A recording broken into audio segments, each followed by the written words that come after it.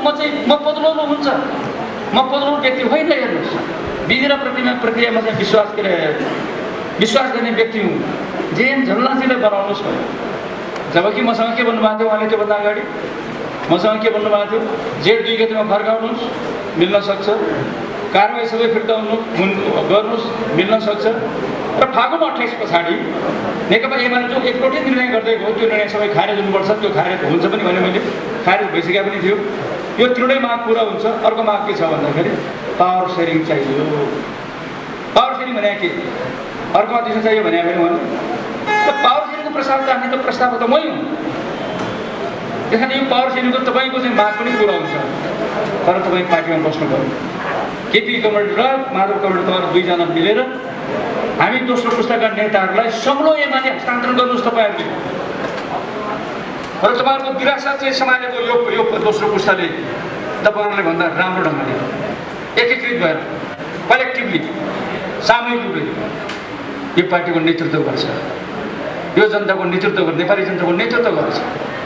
यो इतिहासको यो गौरवगाथालाई कायम गर्दै भविष्यको लागि हामी अगाडि बढ्छौँ मै भनेर आयो। अनि मलाई उहाँले धेरै चाहिँ बधाई पनि दिनु। तपाईँले मात्रै यो कुरा भन्नुभयो, तपाईँलाई धेरै धेरै धन्यवाद छ। हो, मलाई त धेरै आशा जाग्यो। मैले दिनमा यो कुरा राखेर चाहिँ माधव नेपालजीको मन पग्लिएर पार्टीमा बस्नुभयो त ठुलो उपलब्धि भयो नि त। 5-6 महिना चाहिँ दुईवटा अध्यक्ष बनाउँदाखेरि हाम्रो पार्टी मिल्छ भने किन नबनाउने?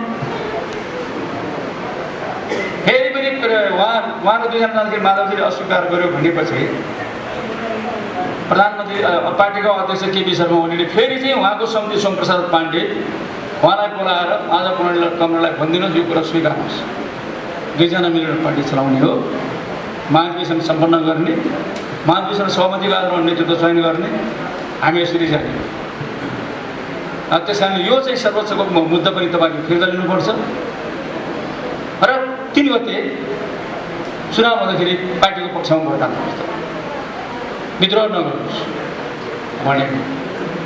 तर माधव नेपालजीले भन्नुभयो कार्यदलमा रहेको 10जना साथीहरू जानुभयो नि माधव नेपालका, हामीले पठायौँ। तपाईँहरू दुवै पक्षका चाहिँ साथीहरू जानुहोस्, उहाँलाई भन्नुहोस् आज 3 गते बिहान आज चाहिँ हामीले भोट चाहिँ यो 10 बुँदे सहमतिमा जे छ त्यही अनुसार भोट हाल्नु पर्यो।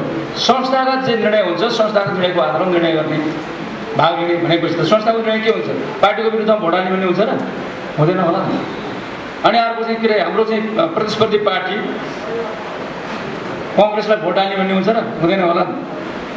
त्यस कारणले उहाँले भन्नुभयो अब भोट नहालौँ, हामी हाम्रो पार्टीको पक्षमा भोट हाल्न भनेर भीमरावजीले प्रस्ताव राख्नु, माधवजीले भन्नुभयो सबैलाई चाहिँ आश्चर्य पार्ने, म भोट हाल्न सक्दिनँ, नैतिक रूपले मैले शेरबहादुरलाई भोट हाल्नु पर्छ।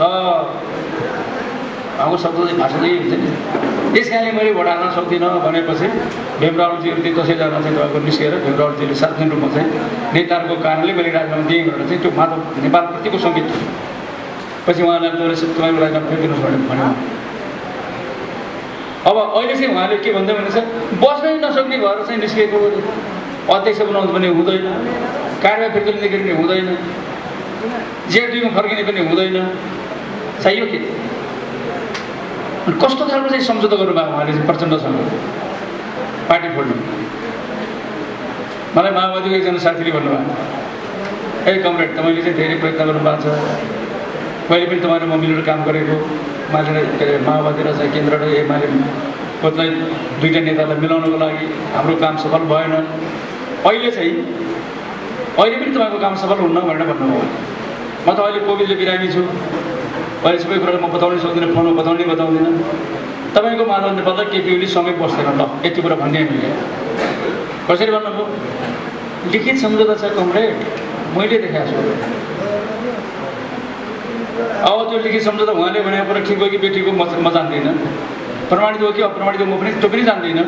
तर घटनाक्रमले के पुष्टि भयो भने यत्रो चाहिँ सबै प्रयत्नका बावजुद उहाँकै टिम हिजो चाहिँ उहाँको चाहिँ वैचारिक टिममा या उहाँकै समूहमा लागेको सबै कमरेडहरू, अनुशासन आयोगको अध्यक्षदेखि लिएर 3जना उपाध्यक्षज्यूहरू सबै चाहिँ तपाईँको के अरे महासचिवका हिजोको क्यान्डिडेट सुरेन्द्र पाण्डे लगायतका, उपमहासचिव घनश्याम प्रसाद, 3जना सचिवहरू र अरू चाहिँ स्थायी कमिटीका सदस्यहरू सहित सबै चाहिँ यो पार्टीले एकताबद्ध राख्नुपर्छ भनेर भनिसकेपछि उहाँलाई के त्यस्तो व्यवस्था पर्यो, के त्यस्तो बाध्यकारी स्थिति पर्यो कि पार्टी छोडेर हिँड्नु।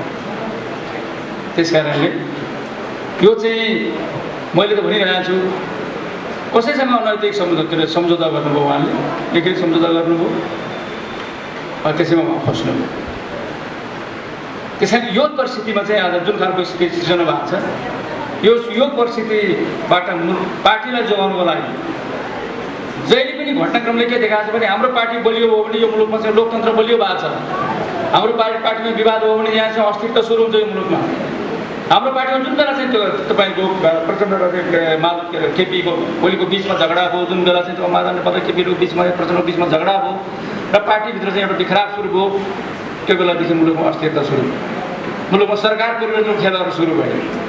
अनि हाम्रो माधव नेपालजीहरू चाहिँ तयार नभएको भए चाहिँ शेरबहादुरको चाहिँ सरकार बन्थ्यो, अहिलेको गठबन्धन बन्थ्यो।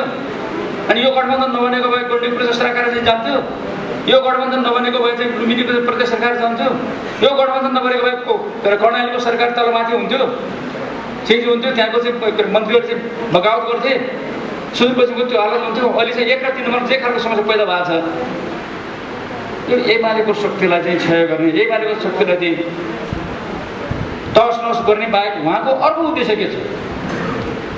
मैले तपाईँलाई प्रश्न गर्दैछु, यो पार्टीलाई मार्क्सवाद लेनिनवाद छोड्यो, जनताको बौद्ध लेनिनवाद छोड्यो भनेर भन्न सक्नु भएको छ उहाँहरूले? एमाले आफ्नो चाहिँ सिद्धान्त मार्क्सवाद लेनिनवाद र जनताको बौद्ध लेनिनवाद छोडेको हुनाले हामीले नयाँ क्रान्तिकारी पार्टी बनाउनु परेको भन्नु पऱ्यो उहाँले। उहाँसँग एउटा तर्क छ? कुनै तर्क छैन उहाँसँग। यो पार्टीले सङ्घर्ष गर्न छोड्यो, यो पार्टीले जनताको हित गर्न छोड्यो, यो पार्टीले गणतन्त्रलाई चाहिँ बलियो बनाउन छोड्यो भन्न सक्ने उहाँहरूसँग कुनै तर्क छ? कुनै प्रश्न छ? कुनै आधार छन् उहाँहरूसँग? त्यो केही पनि छैन। र यो चाहिँ नेपाल सरकार, गण्डकी प्रदेश सरकार, लुम्बिनी प्रदेश सरकार, अरू चाहिँ एमालेको चाहिँ नेतृत्व बनेको 4 प्रदेश सरकारहरू अरू सरकारभन्दा कमजोर थिए यिनीहरूले त नमुना पेश गरेका थिए।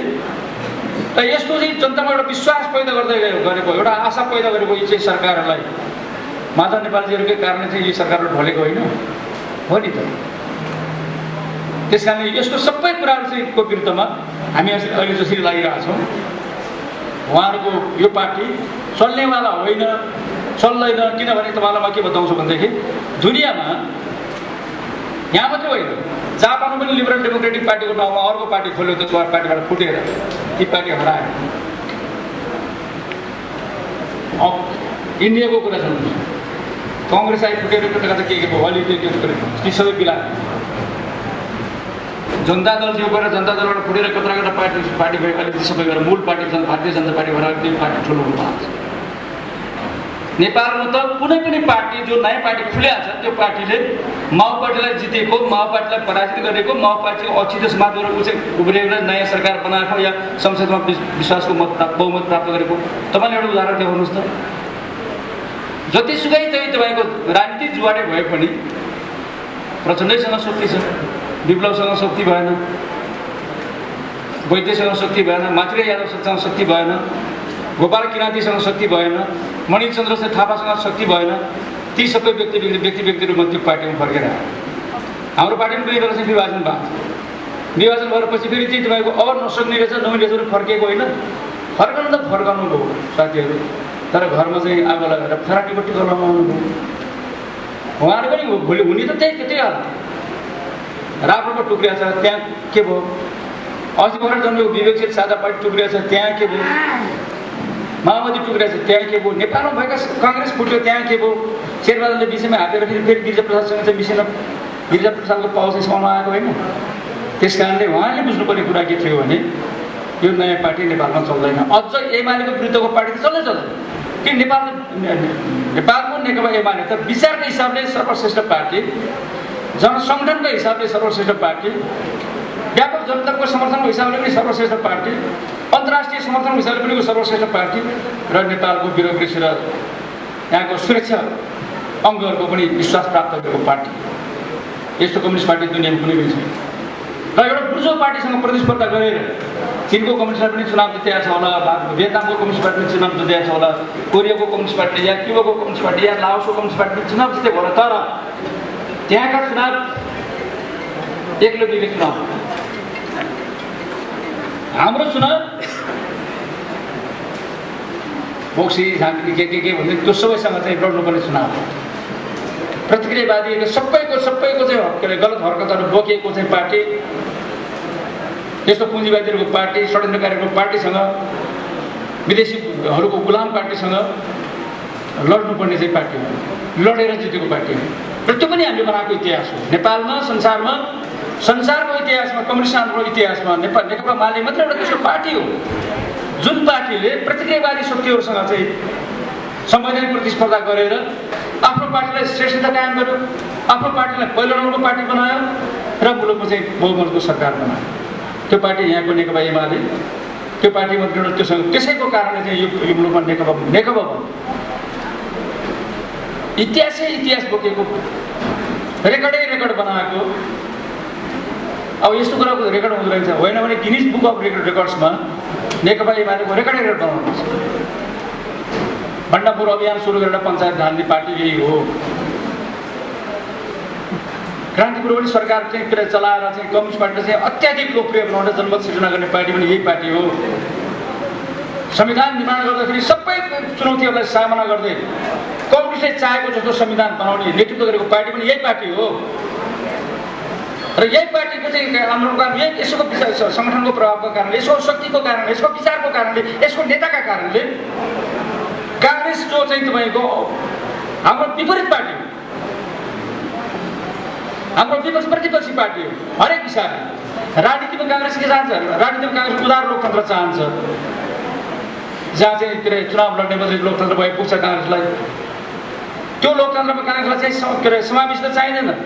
त्यो लोकतन्त्रमा काङ्ग्रेसलाई यो चाहिँ सामाजिक न्याय दिनुपर्छ, यहाँका बालबालिकालाई, यहाँका चाहिँ अशक्तहरूलाई, यहाँको चाहिँ दलितहरूलाई, यहाँका महिलाहरूलाई, यहाँका गरिबहरूलाई राज्यले विशेष सुविधा दिनुपर्छ भनेर चाहिँ त्यस्तो सामाजिक न्यायसहितको कम्प्रिहेन्सिभ डेमोक्रेसीको पक्षमा होइन काङ्ग्रेस। तर आज काङ्ग्रेस त्यो लिबरल डेमोक्रेसीको पक्षधरता चाहिँ जाँदै आएको त्यो काङ्ग्रेस, साम्राज्यवादी शक्तिहरूको विषलोको बनेको त्यो काङ्ग्रेस भने हाम्रो संविधान बनाउँदाखेरि हामीले भन्यौँ यो मुलुकमा समावेशी लोकतन्त्र चाहिन्छ, यो मुलुकमा सामाजिक न्यायसहितको व्यक्तिगत स्वतन्त्र पनि भएको राजनीतिक प्रणाली चाहिन्छ।